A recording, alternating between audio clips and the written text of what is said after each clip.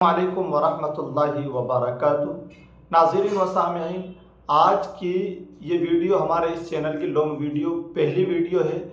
इस वीडियो के अंदर हम इस बात की वजाहत करेंगे कि वो 8 चीज़ें जिनसे वज़ू नहीं टूटता है, और जबकि माशरे में उनके बारे में ये बात मशहूर है कि इनके करने से वज़ू टूट जाता है और ये करने के बाद आप नमाज नहीं पढ़ सकते चाहे आपने वज़ू कर लिया है। तो मैं आपको बता दूं कि माशरे में तो बहुत सारी चीज़ें चल पड़ती हैं जिनकी कुरान और हदीस में कोई हकीकत नहीं होती है, और हम कभी उसकी हकीकत जानने की कोशिश भी नहीं करते हैं। तो मैं आपको बताऊंगा तरतीबवार वो 8 चीज़ें कौन सी हैं। लेकिन इससे पहले आपसे दरख्वास्त है, अगर आप चैनल पर नए हैं तो चैनल को ज़रूर सब्सक्राइब करें और वीडियो को लाइक कर दें। जी हाँ दोस्तों, माशरे में पहली चीज़ जो ज़्यादा मशहूर है वो ये है कि जब इंसान वज़ू कर लेता है तो उसके बाद वो अपना सतर नहीं खोल सकता। यहाँ तक कि अगर कोई उसने कपड़े चेंज कर लिए वज़ू करने के बाद, या उसका घुटना वगैरह रान वगैरह खुल गई, तो वही समझता है कि शायद मेरा वज़ू टूट गया, मैं बेवज़ू हो गया हूँ, अब नमाज़ पढ़ने के लिए मुझे दोबारा वज़ू करना पड़ेगा। मैं बता दूँ कि कुरान और हदीस में इसकी कोई वजाहत नहीं है, बस माशरे में एक बात चल पड़ी है और कोई मोतबर आलिम ने से सुना हो तो आप बताइए, बाकी इसकी कोई हकीकत नहीं है, आपका वज़ू नहीं टूटेगा। दूसरी चीज़ जो माशरे में मशहूर है वो ये है कि किसी को छूना, यानी कि वज़ू करने के बाद आप अपनी अहलिया मोहतरमा को छू सकते हैं, किसी भी औरत और लड़की वगैरह को छू सकते हैं। यानी कि फ़िक़्ह हनफ़ी के एतबार से मसला बता रहा हूँ। बाकी ये है कि फ़िक़्ह हनफ़ी की रोशनी में ये है कि इससे आपका वज़ू नहीं टूटेगा बीवी वगैरह को हाथ लगाने से। तीसरी बात जो माशरे में मशहूर है वो ये है कि बाल और ये नाखून वगैरह काटने से वज़ू टूट जाता है।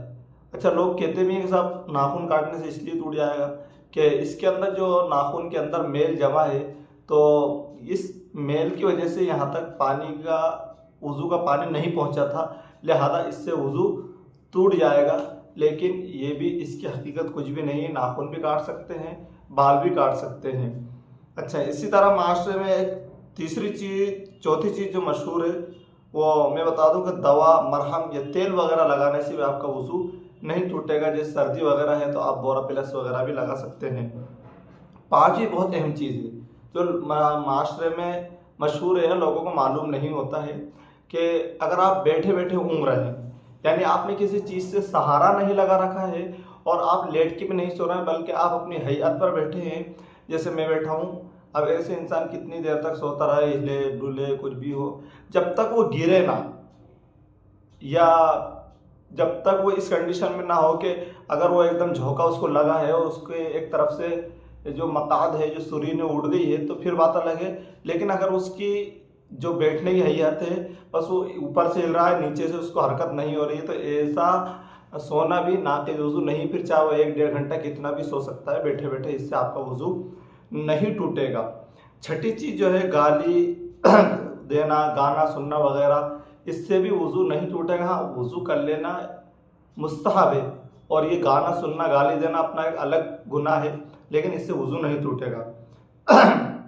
इसी तरह 7वीं चीज़ जो है झूठ बोलना, गीबत करना, इससे वज़ू आपका नहीं टूटेगा। ज़्यादा हल्की फुल्की खरात आएगी, हाँ अगर आप वज़ू कर लोगे तो मुस्तहब है, बाकी इससे वज़ू टूटता नहीं है। 8वीं चीज़ है कि आपके जिस्म के किसी हिस्से से खून निकला, लेकिन वो बहकर नहीं निकला है। जैसे बाद मरतबा बहुत से चेहरे वगैरह पर फुंसी होती है, तो फुंसी को फोड़ते हैं तो वहाँ से थोड़ा बहुत खून ऐसे करके अपन चेक करेंगे तो यूँ उंगली में ऐसे करके जब इंसान देखता है तो खून आ जाता है, लेकिन बहता नहीं है। तो इस तरह कोई फुंसी वगैरह फूट जाती है, वो थोड़ा बहुत कोई खून निकले लेकिन वो अपनी जगह से बहकर ना जाए, तो फिर इससे वज़ू नहीं टूटेगा।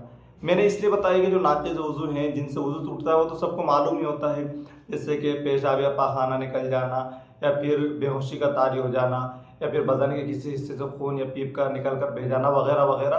तो आज मैंने इन चीज़ों को बताने की कोशिश की है। वक्तन फ़वक्तन ये चीज़ें मैं आपको बताता रहूँगा। बाकी मिलते हैं अगली वीडियो में। अस्सलामु अलैकुम वरहमतुल्लाहि वबरकातुहू।